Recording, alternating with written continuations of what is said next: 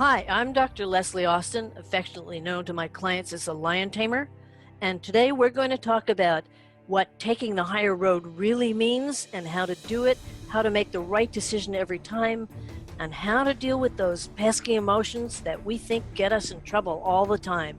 Stay tuned. Congratulations! You are tuned into Dov Baron's Leadership and Loyalty Show, the #1 podcast for Fortune 500 executives and those who are dedicated to creating a quantum leap in leadership. Your host, Dov Baron, is the founder of FullMontyLeadership.com. He's an executive mentor to leaders like you, a contributing writer for Entrepreneur Magazine, CEO World, and he's been featured on CNN, Fox, CBS, and many other notable sites. Dov Baron is an international business speaker who was named by Inc. magazine as one of the top 100 leadership speakers to hire. Now, over to Dov Baron.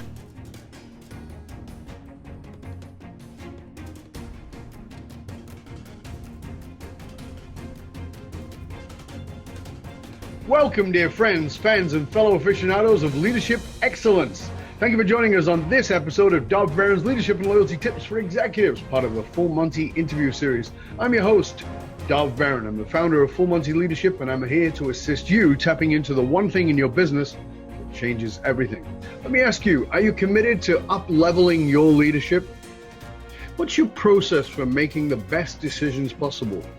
Can you do so while keeping your ego in check? And can you do so while choosing to, and not only choosing, but taking the higher road? Well, stay tuned because you're about to find out.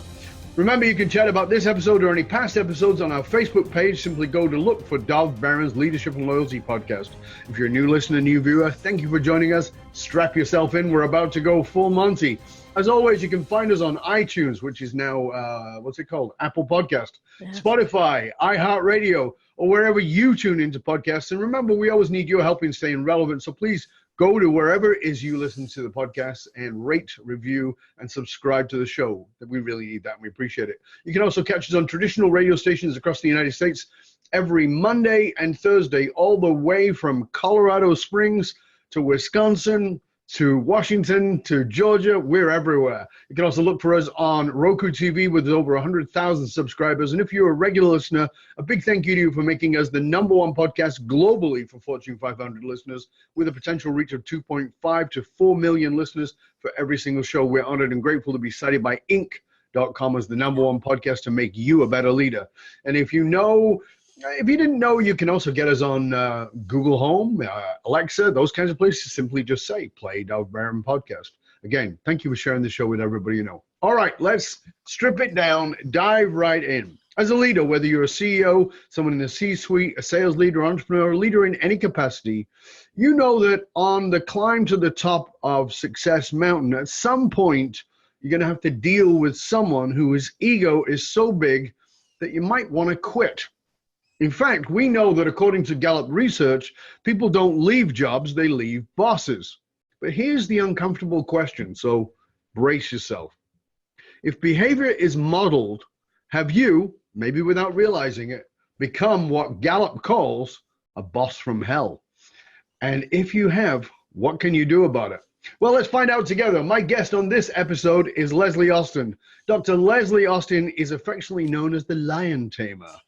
Dr. Leslie Austin has over 25 years experience of helping successful senior executives and leaders create positive change in behavior patterns for themselves and their colleagues and their teams.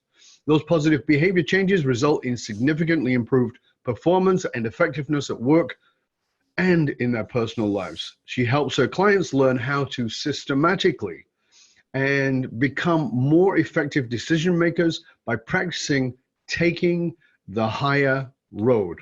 A process which results in her clients making the best decisions possible every single time.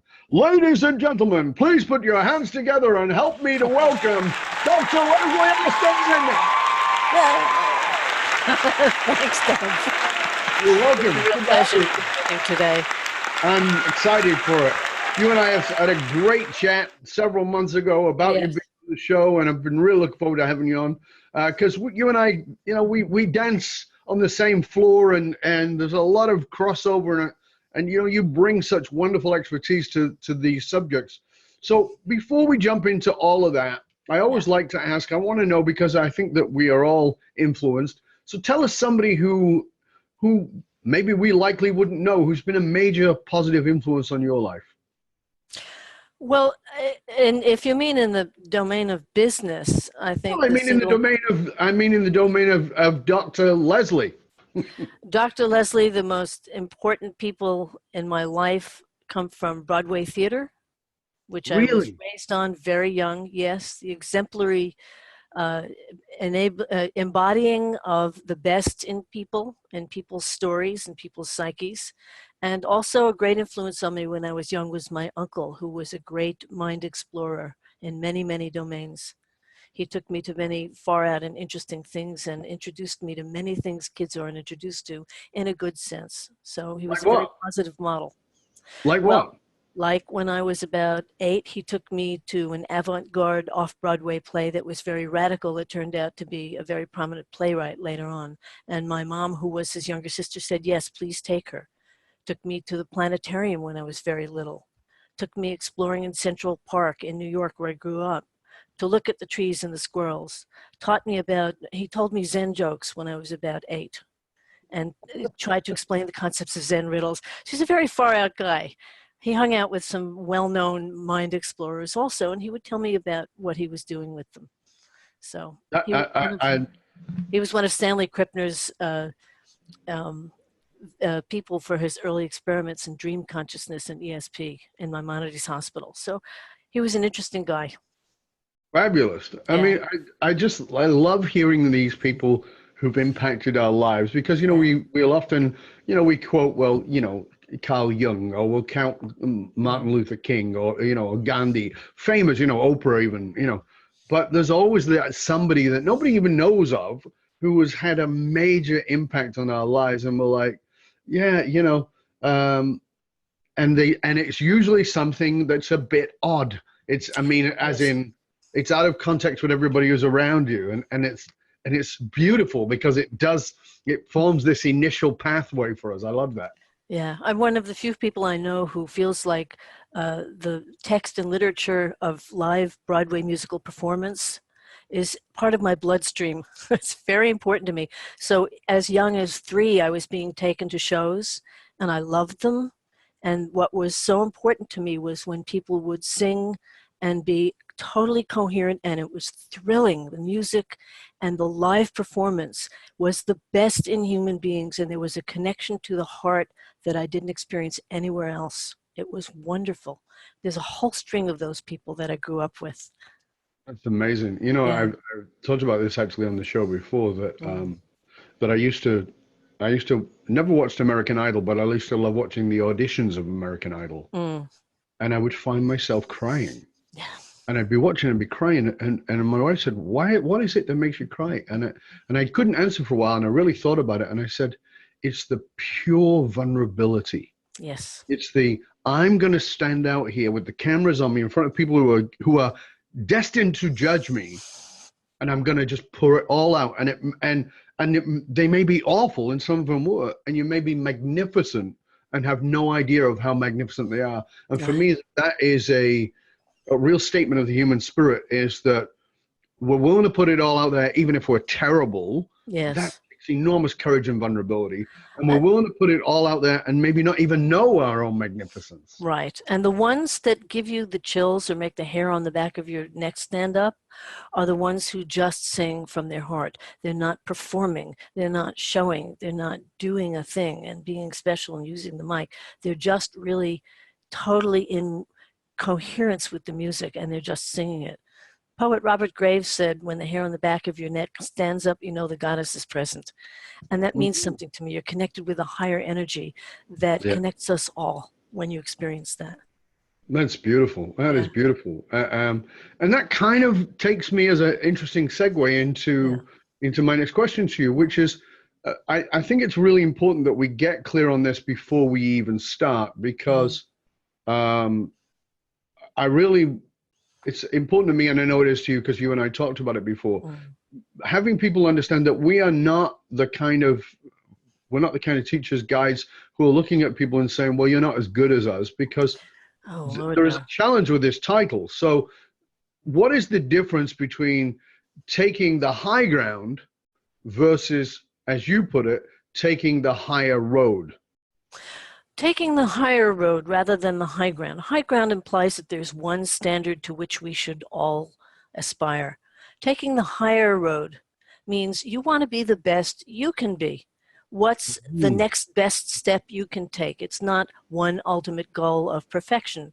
We're always growing, we're always changing. So when you make the higher decision than where you are currently, you're evolving, you're doing something better, you're improving. And then after that, what's the next higher decision? So it's really about a process of self-improvement and growing and evolving. So, and I love that. And you and I talked about that. I love that because it doesn't give anybody the right to get to a place of righteousness, but rather No. than constant evolution is, and honoring that. But, I've climbed to this level, look back, yeah, I've come this far and I've got more to go. And that's great. Right. As opposed to, oh, look at me, I'm looking down on you, Well, which that is brings also us the truth. to something that's a problem with so many of our leaders today, which Hmm. is they do say, look at me, I'm a star. And their interest in their career, they think they're great leaders because they're promoting their own career, they're promoting their own success. Our culture, unfortunately, is very unbalanced and tends to reward very narcissistic, charismatic, extroverted, flamboyant, showboat people who may Hmm. not necessarily have the best characteristics to be a good leader. And those that do have the good characteristics, we dismiss as not being charismatic enough, not being flamboyant enough. So let's go to that because we got Mm, two big pieces there. yeah. So first of all,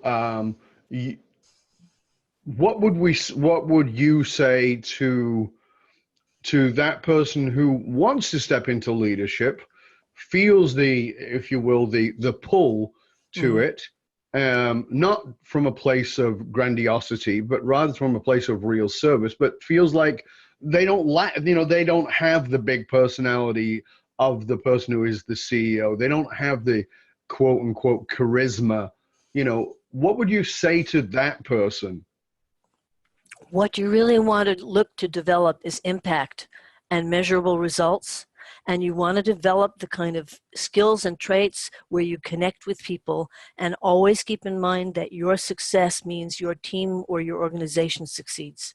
It's not about you succeed and the heck with them and they're not important. You're the star. No, the entire team has to be committed to the same values, and you as the leader need to be the role model. Therefore, you're committed to the team's success.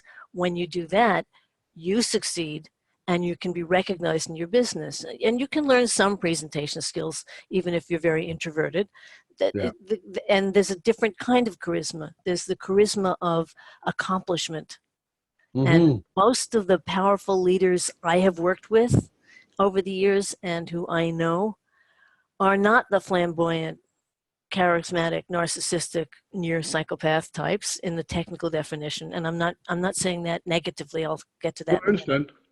Um, but they are the ones who are the quieter ones who just do a great job taking care of their people, making decisions for the good of all, making long-term decisions. This is all higher road Yep. decision making. You want to look Absolutely. for the long term. A short term, you might take a hit on a decision you make, but if it's good for the long term, it's better for everyone. You want to make sure that your team thrives and therefore you will thrive. It's got to be for the good of everybody involved for the long term. And if you keep that as your North Star, you can be a very powerful, charismatic leader without being flamboyant. Yeah, I think that that's part of the trick, though, is that people think that flamboyance Mm. is what charisma is, and I like to think of charisma, and it's totally mine, but I like to think of charisma uh, as caring and as commitment to serve, Yes. and that sometimes isn't loud, sometimes it isn't loud at all. Right. And we often mistake and conflate charisma with ego. Yeah. Real charisma Somebody who really has charisma is not an egotist, and they're not showing off who they are. They're just being who they are, and they emanate an energy that makes people want to be around them and connect to them. That's true charisma. And in that sense, it's very seductive in the highest sense. It's an invitation, come connect with me, be with me, engage with me, rather than look how fabulous I am. Yeah, you and I talked about this in a previous conversation because we have some friends in common, Yes. and we have a particular friend who will remain nameless, who Right. says things that if you saw it if it was text and typed, you might go, well, this is an egomaniac, but there's nothing there because this is somebody who, and I think this is a really great sign of true ownership, true leadership, rather than egoic leadership, which is this person owns their talent. Absolutely. They will say, listen, this is what I know, and I know I'm damn good at it, and this is my best guidance for you. You're free not to take it, Right. but this is and there's such wonderful ownership that it's very charismatic that we both know this person's incredibly charismatic, yet seems in many ways quite egoless. And I think that if you don't understand that, it's easy to go, well, this person's being egoic. No.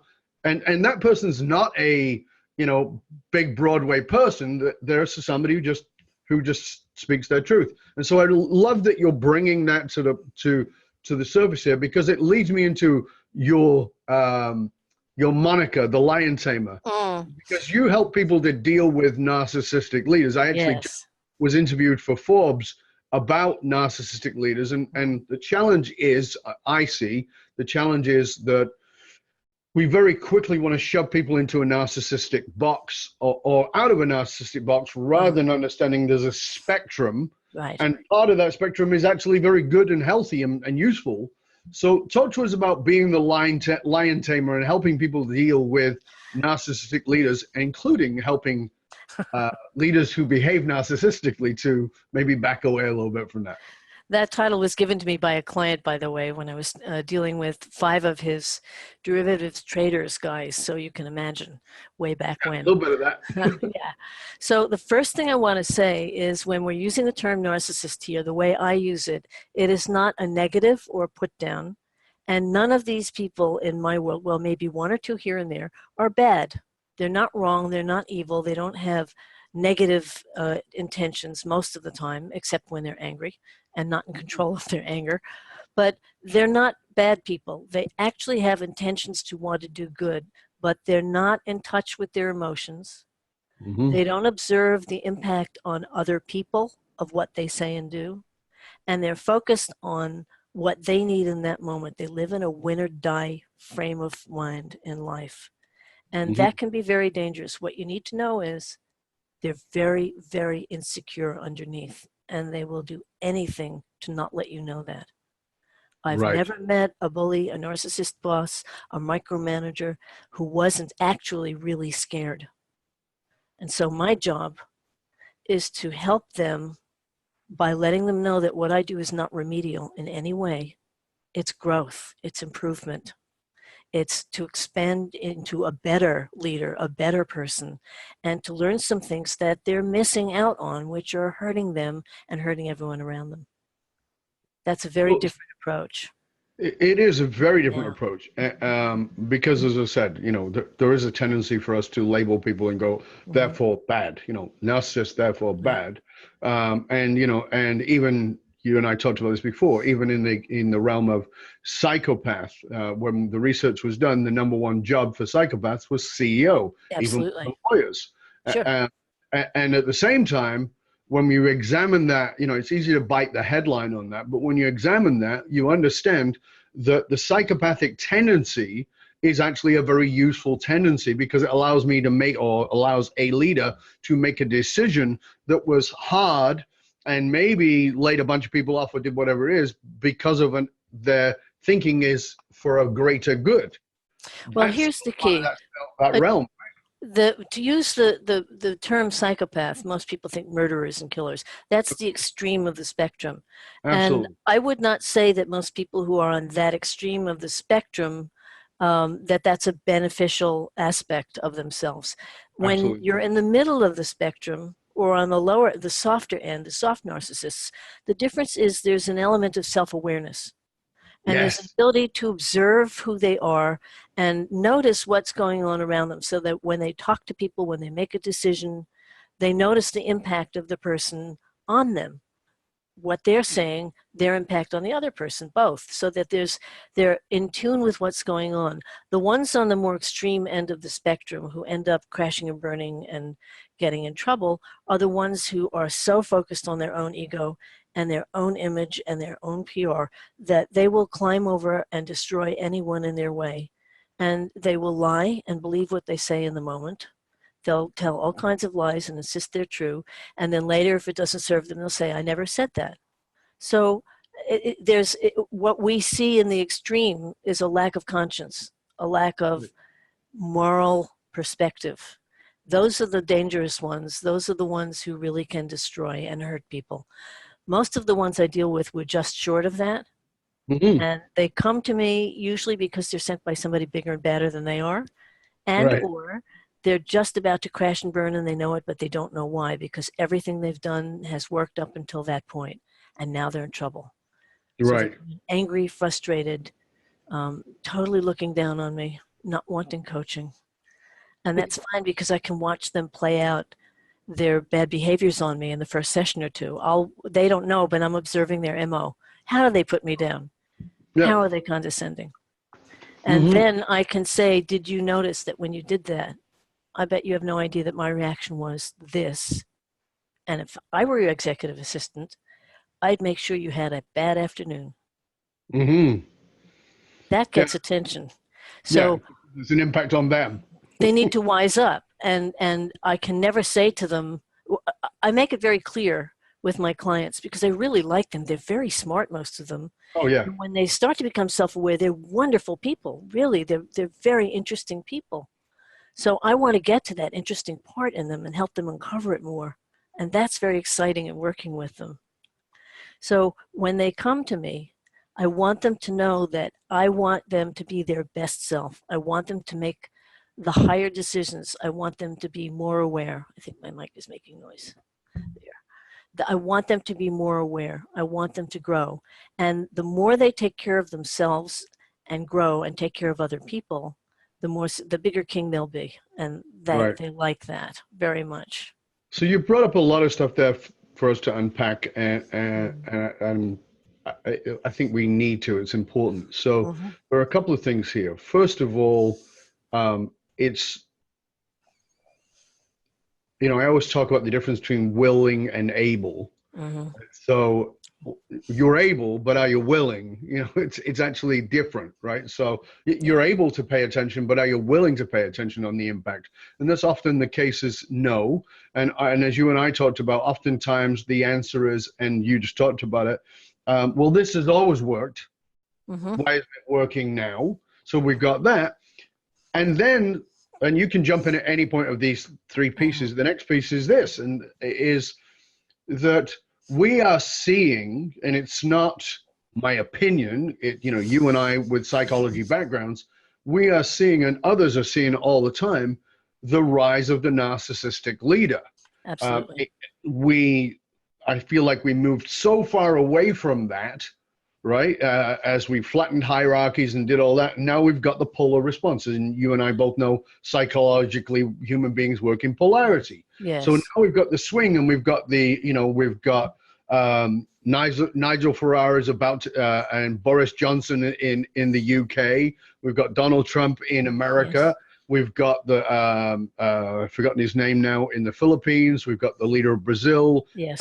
Hungary. We're seeing the rise of the Venezuela. Thank you. Yeah, the rise of these massively egoic, narcissistic leaders who lie on camera, then get called out and say, I never said that. It's like, right. Hello. I mean, we used to call that crazy making in psychology, right? Only now, instead of doing it with your partner, you're doing it with your date, who happens to be the rest of the country. Right. So talk to us about that, Leslie. I really want to hear your point on that.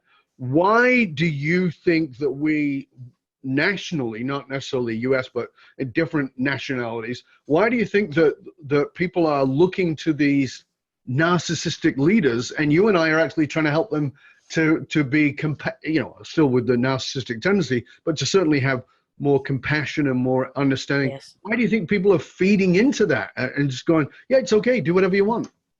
Well, I think it traces back a little bit to, believe it or not, the development of television, where you could see people in the 50s.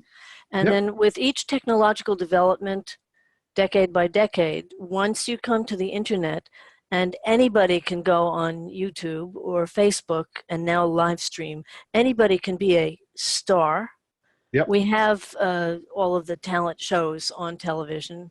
Yep. Who's Got Talent, all those things, The Voice. And all of those things emphasize being exceptional, special, the best, the winner. And as a culture, the internet has leveled everybody. In some sense, we're all anonymous and equal on the internet. So people have to make this fake persona in order to be special. I mean, people send photographs of their dessert thinking that it's so special. That's a little bit crazy in my mind, but it's a very false sense of ego. And in our corporate world and in our governments, we are going to these political leaders because so many people feel lost, and we don't feature the kinds of leaders in our media because our media tends to go for sensation, for shock, to get ratings, to get listeners. How many people would watch a broadcast if it was positive news and calm and just telling what happened during the day? Nobody. Be nice, but not many. Right. So it's a bad economic model. Exactly. So the media go for the sensational, the difficult, and the people who want to be the stars are going to behave in that way to get the media attention. It's a cycle that feeds itself. Plus, in corporate America, we have rewarded that bad behavior very much to the detriment of men and very much to the detriment of women, both for different reasons. Sure, for different reasons, yeah. Men are put in a prison that they have to be a certain kind of man, and it's very limiting and very terrible for men. It's a heart killer, literally. Yeah, absolutely. And women are put down and not given the chance to show their talents and their abilities, which are, women tend to have the kinds of skills as leaders that men do not. Women tend to be more connective. They tend to be more group-oriented. Women in general, these are sweeping generalizations, I know, they're more empathic. They connect with people more. You must have those skills as a leader if you really want to succeed and make your organization succeed. You must have those skills as a political leader if you want your country to succeed and thrive.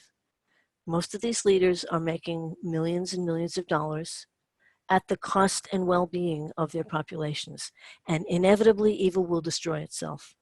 It's a question of how long and how many are harmed. Yeah, well, we can say that, but we can also look at history and say, well, Pol Pot murdered millions of his people, Hitler, Idi Amin. We can name these maniacs. But for me, the interesting thing is not so much the grab of power, right? Because I understand that. I can understand the narcissist, egomaniac, et cetera, whatever term one wants to use on labeling them. I understand their drive. I get why they want to do that. What I find fascinating is the propping up of the behavior. Yes. And I think that is a statement of how powerless the people feel. Exactly. I feel powerless, so I'm going to give my power to a dictatorial leader, whether that's as the CEO or whether that's as the prime minister or whether that's the minister of or the member of the Congress or whether it's the president or whatever it is. So what I'm actually looking for here is, because for me, and you and I have talked about this before, for me, a company is a macrocosm of a family, and it's a microcosm of a nation. Right? Yes. So, it works both ways. So when I see a CEO in that place, I'm like, well, yeah, it's modeled by the president. And when I see that CEO, I go, well, that was also modeled by the parent. Right. So, exactly. So what I'm trying to have here, and you and I have lovely conversations about this, and you are so astute in this, and that I want to get your input, is for the person who is stuck in the middle of those realms, i.e., I want to be a leader, but I don't want to be a dictatorial leader. But everybody is supporting the dictatorial leader, and I feel like I'm on the outside here. Right. What do we say to that person who is genuinely wanting to lead in a compassionate, caring, and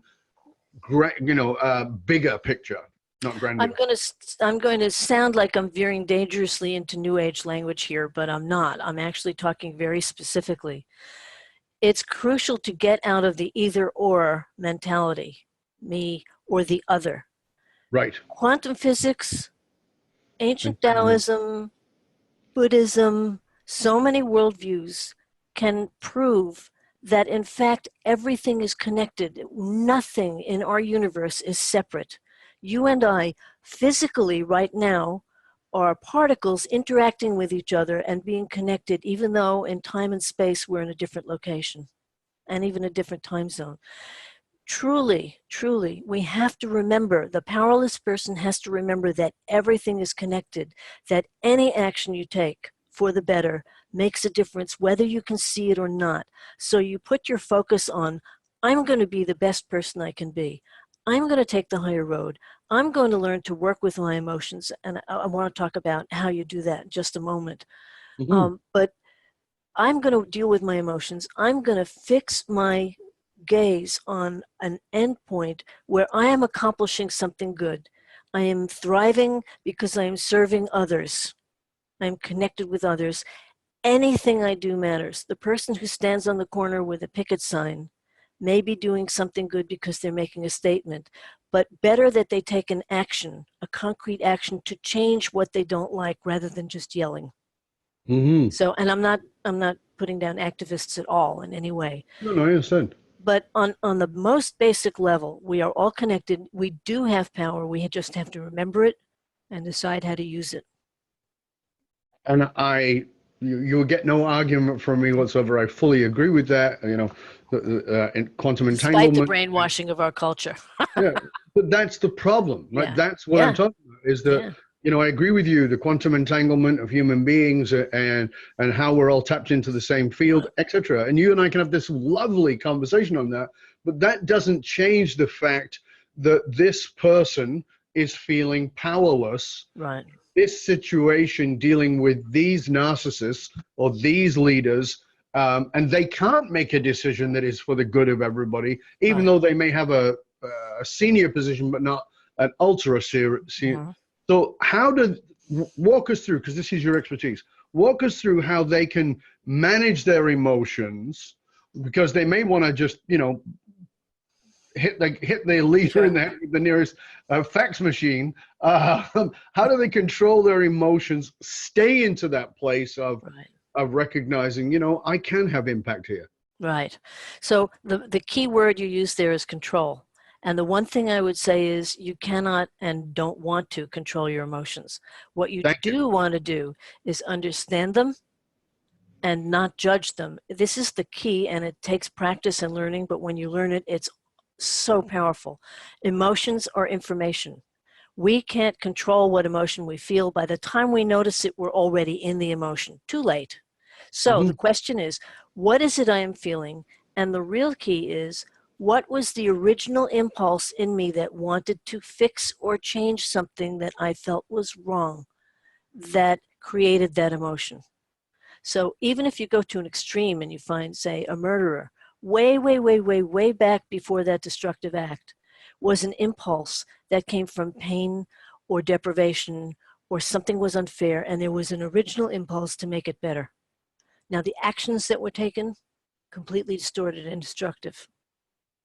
So when you treat emotions as information, and you take a breath, and you are truthful with yourself, and you don't judge any emotion as good or bad. Anger is not bad, joy is not good. They're just information. What is it telling you need to do? Take a moment, it could be as little as a second, and choose a better action that was more likely to get that need met. So it's not about showing I'm angry, it's about fixing what is making me angry, which is underneath. Yeah. That can be learned. I teach people that all the time, and Yeah. their lives change. And someone who's, say, a lower level manager who feels powerless because they can't make the higher decisions because the boss doesn't let them, you can still have impact in your circle. The reality is you may not be able to afford to quit that job. Maybe Right. you can't, but you can have impact in your own circle. You can be a good leader in your circle, and you have to notice and acknowledge to yourself when you're doing a good job, because that is a way to then negotiate to a better position somewhere. You might even end up in another company with a different culture that values that more. You will be recognized for it. At the very least, your life will be better and you'll be less stressed because you know you're doing a good job. You can look in the mirror in the morning. Right. There is something that you and I talked about before that I think is key to what it is you've been talking about, because you and I, this is a very it's an area of the work that we do that I don't know of too many people like us who do the kind of work we do in this context, Yeah. which is looking at primary drivers in the context of emotional logic. And Mm-hmm. and you touched on it there, and I want to come Yes. back to it because I want people to grasp this, because there is a tendency within us all to polarize right, wrong, good, bad, Mm-hmm. and we do that not only about others but about ourselves. And the point that you just brought up, Leslie, that I think is so important for everybody to grasp is, I think you and I talked about this, that many years ago I spoke at the UN, and I spoke at the UN with a guy called Tony McAleer, who now runs a group called Life After Hate. And Mm-hmm. Life After Hate is for people who were members of hate groups, and he was the head of WAR, which was white Aryan race, and he has now become the leader of this group, Life After Hate, written a wonderful book, and I had mentored Tony in coming out of that mentality. And when we were asked at the UN, because we were there together, speaking together, and people said, well, how could you mentor him when he was a neo-Nazi and you were born Jewish? How could you possibly do that? And I said, because two things. One, nobody sits in front of me who isn't me. Right. And you go, what, you were a neo-Nazi? No, but there's something within him that I could find myself in this person to have compassion and rapport. That was number one. And number two, I don't assume that behavior is born of itself. It's born of something. And my words exactly are, and this was the work I did with him, what was the wrong you were trying to make right? And this is what I believe and this is the foundation of my work, and I say this in every person I work with and every company I work with. My foundational belief is this: you went into business, you went into leadership because there was something wrong that you wanted to make right. I understand you want to live a life for your family, but beyond that, and when we come to that, as you listen to this, as you watch this, if you can just go, that was my shitty behavior, which is, by the way, a level of emotional intelligence because you even recognize it. Right. Or you got slapped on the wrist and you got told you got to go see Dr. Leslie or you got to see Dob, to actually stop and go, if I'm not bullshitting myself, because that's easy to do too, but I actually am honest and ask myself, what is the wrong I wanted to right? Mm-hmm. There's such deep opportunity for deep self-compassion there that allows us to change. Yes. And I think that, that really talks to the place you were saying about recognizing and the ownership of insecurity. Yes. Look, everybody is afraid. Everybody has fears. There's not a human being who doesn't experience terror and fear at some point, because we have physical bodies and we die. We can disappear. If you believe in the soul, fine, but that's not the physical life. So built into our mortality is a fear. And we all have to live with it and manage it and find our peace with it and make the best of our lives as possible. The one thing I tell my clients when they come to me, and this is one group that I work with. There are others who are not the narcissists, who really want to just grow. Sure. But in the narcissistic group, the one thing I tell them is, I don't care if you or other people think what I'm being told about you is true. I don't want to know if it's true, and I don't want you to defend anything. What I know is you're getting terrible PR from other people, and you have the power to change that. If you want your life to be better and you want to succeed more, this is the doorway into people like this who think they know everything.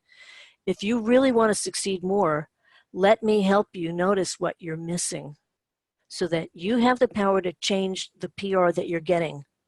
By changing your behavior, people will react to you differently. You'll get different responses, and you'll be a different kind of powerful leader. So it takes it completely out of that moral judgment, and it allays the fear that secretly they're really defective. Yeah. And it brings them back to, what's your real purpose? Aside from being an ego and a star. After success, what? After so much money, after so many great jobs, okay, you're CEO of 3 different companies. Now what? What does your life mean to you? What do you really want to do with that power? You have to grow in order to answer that question. Yeah, these are great points. So let's come back to what we talked about in the intro, which is how to make the very best decisions every time. Right. In the context of what we've been talking about, what's the best guidance you can give around that, Leslie? Well, there are many ways to go about that, but again, you want to keep in mind the higher road principles, which is what's really the highest good for all involved, the long-term perspective, and what will make things better for everyone involved. So, and it doesn't have to be perfect, but it has to be better than where you are now. So it's a process of steps. That's number 1. Number 2, most of us are either unaware or afraid to look at our hidden intentions. And we all have hidden motivations and hidden intentions, and we think they're going to be ugly or they're going to make us look like bad people. And so one of the ways, excuse me, to go into making better decisions is to go through a process where you uncover an issue that's stuck that you're not really dealing with. Okay, what am I getting from that that's positive? And what am I getting from that that's negative? What are my gets? And when you pick out 1 or 2 of the gets that are negative, you go deeper into those. What do I get from that? So you might, if you wanted to change a sales process in a company, for example, I'll use a non-personal example. You might, one of your negative gets might be, one of your positive gets might be, I think I don't fail, but I don't accomplish anything. That's a negative get. Right. So what you would uncover, what do you get out of not taking action and being afraid of failing? Well, I stay safe, I stay protected, and I look good. Well, those aren't bad. So what are better pathways to change your actions so that you do take action, but you stay safe, you stay protected? Make a plan, make steps, get feedback. So I don't know if I'm being clear. When you go into the hidden intention and you literally unpack all of the elements, you take the negative ones and you find a better way to, there are good needs again, original impulses. Yeah. So our hidden intentions often sabotage us. So we need to be honest with ourselves. Again, not judge any of the emotions. And the thing is choose better actions. Yeah, the thing is that as you listen to this and you're thinking about it, and maybe it's hitting you, and I hope it's having impact here on you. But here's something I just want you to know, that human beings don't do anything, I mean anything, without a positive payoff. Right, exactly. And your shittiest behavior has a positive payoff inside of your own coconut. You think it's positive, yes. Right. Yeah. So and sometimes the positivity, and again, that's a pull label, but the payoff, the payoff you get could be as simple as the proof that you're a terrible person. Right. And the payoff, that's where you validate your dad's crappy message to you, and so that you can have a bond with your dad.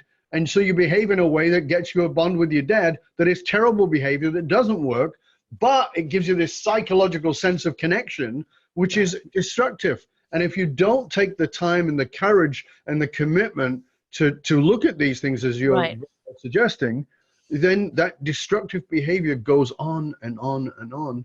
And people end up very sad. And that's, for me, is... Yes, and see, that's where one of the principles of looking at making a higher road decision comes in, because those hits, those positive payoffs from the negative energy are short term. They're not Yes. long term. They don't last. So it might make you feel great at the moment to put that person down. You feel powerful, feel smart. Look, I got a real zinger in. But in the long run, they're going to get you back. It's not smart. It's not strategic. So if they really angered you, what's a better way to let them know that they angered you if you should let them know? Maybe it's enough that you know. If you need to let them know, maybe you want to say, what you just said really ticked me off. That's a truthful, honest statement. It's not attacking someone else.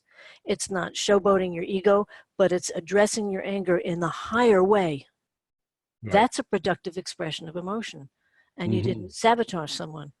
That has a long-term payoff, because someone is much less likely to attack you back when you say it that way truthfully. Not what an idiot you are, but you really just made me very angry. Yeah, ownership of your own feelings in the Mhm. contracts, in the context of what happened. Exactly. This is a wonderful conversation, and you and I obviously can go on for a very long, much Yes. longer, couple of weeks actually. Yeah. But what do you think is the most common misunderstanding about what it is that you do? Because I'm, Yeah. from our previous conversation, I know that it's very easy to misunderstand what it is you or I, Yes. It and sure I think, is. so they want to put it in a box, and the Mhm. box is often a mislabeled box. So what is the most common misunderstanding you find? Two things. One, that dealing with emotions and human contact and relationships doesn't matter in business. It's the numbers that matter. Everything has to be measurable in performance. And the mistake there is that behavioral changes that improve everyone's lives, higher road decisions, are measurable, and they have a direct return on ROI. Because when a company or a team is more cohesive and committed as a team is only as good as its weakest link. So if you as a leader are really committed to the higher road decision, to the long term, to the group, to the organization, and you thrive and they thrive, everyone benefits. That absolutely improves productivity. It absolutely increases the bottom line. It's a hardcore measurement, and it's a serious mistake to say that doesn't matter, that's HR, as if Hmm. it's dismissed or not important. The second thing is, most people think emotions are chaotic and uncontrollable, can't be changed, can't be learned. Not true. My entire career says it's not true, and yours as well, I'm sure. Hmm. So, you know, I, I think that even the way that you and I look at the psychology of human beings is quite different than traditional psychology. So, Yes. what was the turning point in your life, in your leadership, in your business philosophy? You mean for me personally? Yeah, for you The personally. day I realized I didn't, as a woman consultant in business, which is a big advantage because I can say things that a guy can't say to another man and get away with it as long as I grin. I can tell the truth in a different way, and the dynamic is different. There are disadvantages to being a woman coach because people automatically dismiss that I can't be powerful, I can't be effective. The biggest turning point for me was learning I didn't have to prove anything to anybody, that I really know what I know. And I'm like our mysterious friend, I'm very, very good at what I do. I have a very high track record of success, and I love what I do. And I Right. love my clients after the initial first few sessions, and we get past the garbage stuff, and they turn out to be great people. Yeah. So, learning that I was their peer, didn't have to sell myself, didn't have to prove myself. They get it or they don't. They're willing to engage with me or not. That was a very big turning point for me, and I Yeah. relaxed. I love that. Yeah. Again, it's what you said. It's about like our friend. It's just this wonderful ownership Hmm. that's not ego based. It's just like, Hmm. I can help you. Do you want the help? If Exactly. you Do you don't, want to that's play? okay. Yeah, if you don't want to play together, that's all right. Right. But if you do, Here I and am. I'll often say, I will be, you know, I told you this, I think I'm a little more tough around it, which is, I will fight for you and I will fight you in Hmm. order to save you. Hmm. But,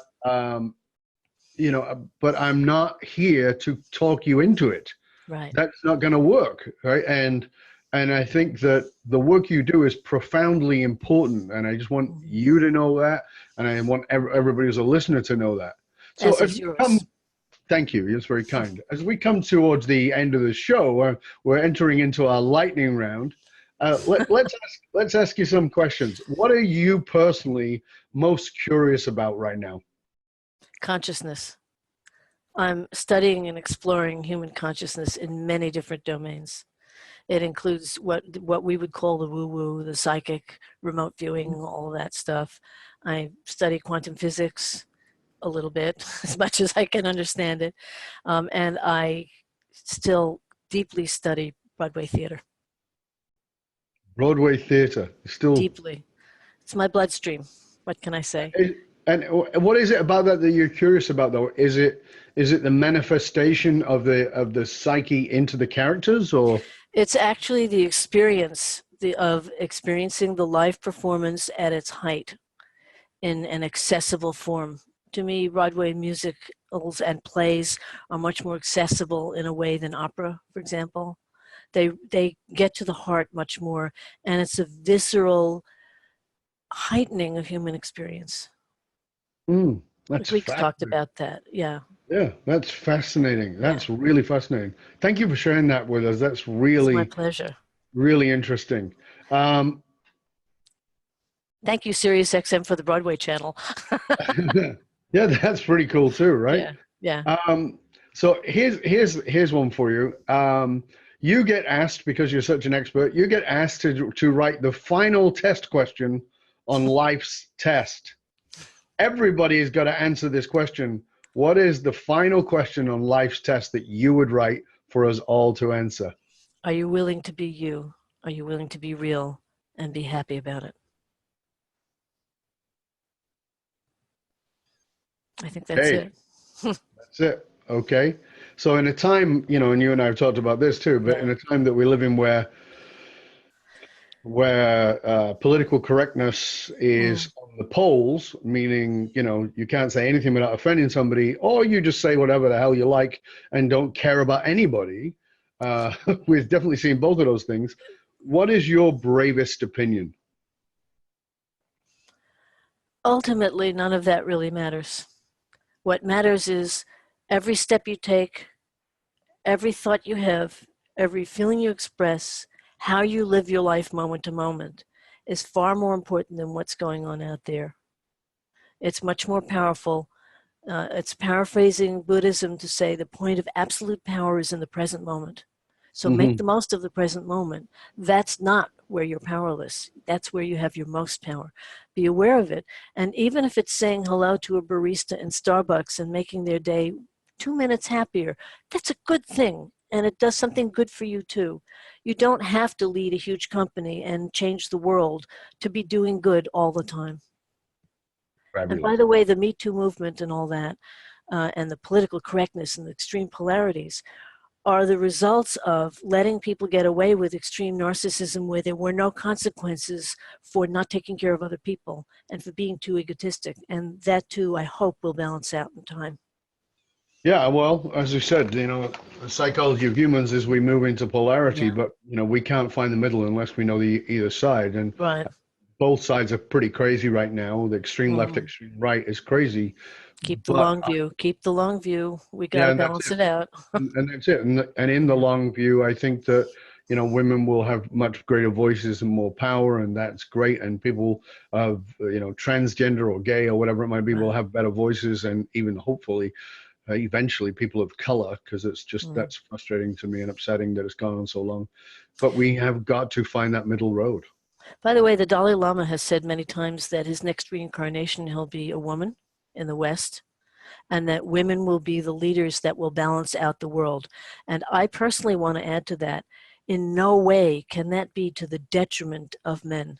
It needs to be a balancing for both so that both sexes thrive. It's not to put down or diminish men at all because we have complementary skills and abilities and ways of being in the world, and both are crucial to achieve a balance. So I'm hoping for that balance. Yeah, it's this wonderful piece that I'm seeing from some more enlightened beings these days, which is understanding that there's this thing in Boston about the straight pride parade. I'm like, you don't need a straight pride parade because you're already proud to be You're the straight, dominant culture. and you don't have to fight against it. And it's like, like white privilege. I don't know what it is because I'm white. Right. And See, it's that's the either or we talked about earlier. You have to remember the world is not about the stranger as opposed to my tribe, either or, the other, separateness, opposition, fighting. That will destroy us. That's why we're destroying the planet at the moment, because it's all territorial and money based. yeah. When we remember we're all connected, hopefully the world will change. And I mean that in the most hardcore, practical, action oriented ways. Well, when we other them, it gives us permission to dehumanize them. The Jews were othered by Hitler. And You they know, dehumanize us. like the Tutsis were dehumanized. I mean, every time we other, then the other will dehumanize us. And Yes. that's why when I went to Iran, I came back and wrote that article about the 12 myths about Iran, was because like it's so easy to other somebody who lives on another part of the world. And then I wanted to come back and say, listen, they drive cars, they send their kids to school, they eat, they work, they ski on the mountain. They're not running around on camels shouting death to America. That's bullshit media. It's got nothing to do with reality. These are people just like you and I. Exactly. They're psychologists, they're carpenters, they're plumbers, they're people. And we've got to get away from that. So thank you so much for that. What makes you cry? Really feeling emotion, a great joke, beautiful music, really anything that touches me. My mother used to tease me, say I would cry at card tricks. So I cry easily and I don't mind. I used to try and hide it and I've given up, and if it touches me, I'll just drip and it's fine with me. It's being human. That's really who I am. I'm a very emotional person. That doesn't mean I'm acting out all over the place, but I feel my emotions, and it's much better and much more thrilling experience to let them flow. Why stop them? It's Absolutely. just who I am. What makes you cry laughing? Oh man, it used to be the Marx Brothers. I like wordplay. Gee, so many things. It's hard for me to think of one in the moment, but so many things make me laugh. I'm very fortunate to be on a particular forum on the internet. I can't really describe it. It would take too long, but the people in this group are so clever and so funny. And we're focused around consciousness in a broad sense, and some people are detractors and some are not, but they're hilarious. And I go to it daily and I sit and I laugh out loud at the cleverness and the connectedness, even though we've never met in person. We all have screen names. That's awesome. It's awesome. So there's a lot of joy and hilarity to be found in the world if you detach from thinking that everything in the media, everything out there, everything in the government, the big guys have to affect your mood in your home. Look around you right now in the here and now. Are you safe? I hope that you are. If you're not, is there anything that you can do to get yourself to a slightly safer position? I hope so. Are you okay? If you are, bless yourself and enjoy that moment. And if there's something that makes you angry, is there one small step you can take that will make it better, that you can take the higher road? Even one small step, even if it's to say a blessing or a prayer and mean it. Fantastic. Yeah. Well, this has been a true pleasure and an honor. Thank you, Leslie. I appreciate it. Thank you, Dove. It's been a great joy. Real joy. Please tell our listeners, our viewers, where they can find out more about you, all your wonderful resources, if they want to bring you in any way, shape, or form. You can reach me through my website, www.leslieaustin.com, LESLIEAUSTIN.com. We will make sure, of course, that we post that in the show notes so that you can reach out to Leslie, and I encourage you to do so. And I know that Leslie's working on a new book right now, so maybe by the time this comes out, we'll certainly know. Who knows? You can also find me on LinkedIn, by the way. I don't do a lot of social media, but you can find me on LinkedIn. So you can find her on LinkedIn, and you can, as she said, you can also find her at leslieaustin.com, and that's LESLIEAUSTIN.com. Yes. Right? Important. Yeah. So again, Leslie, thank you for joining us. Thank you for being with us. And for you, Thank dear you, listener, Dov. it's been a pleasure and an honor. And you remember, you can hang out with other conscious leaders and chat about this episode or any past episodes. Just go to our Facebook page, Dov Barron's Leadership and Loyalty Podcast, to find out more about hiring me, Dov Barron, as a speaker or a strategist for you or your organization, privately or organizationally. Go to fullmontyleadership.com/consulting, or you can also go to fullmontyleadership.com/speaking. And remember, the research consistently shows that even the fastest growing companies face the same challenges you do. They're spending money, energy, time, attracting, training, and developing top talent, also only to have them leave at an alarming rate. If you're frustrated with investing in training and developing your talent only to leave before you get your ROI, then come talk to us at fullmontyleadership.com, where we provide you with the essential leadership skills to rekindle and amplify the hidden loyalty assets inside of your organization by tapping into purpose. fullmontyleadership.com, because you can't outsource authenticity. Also, stop by the Matrix, matrix.fullmontyleadership.com. You don't need a triple W, just matrix like the movie, .fullmontyleadership.com, and get your authentic leadership matrix self-assessment tool. It's valued at $197. It's absolutely free for tuning in, and you get to look at the 5 areas of leadership and where your real strengths are. I want to thank you for sharing the show with everybody you know. Till next time, stay curious, my friend. Stay curious about what's underneath, what's driving you. What is it, that part of you, that really wants to make a difference? That even your shitty behavior is actually about trying to do something better. I'm Dov Barron. I'm here to assist you tapping into your deep greatness to reach the next level of clarity, focus, purpose, and profit in your business, your life, and your leadership impact. I am out.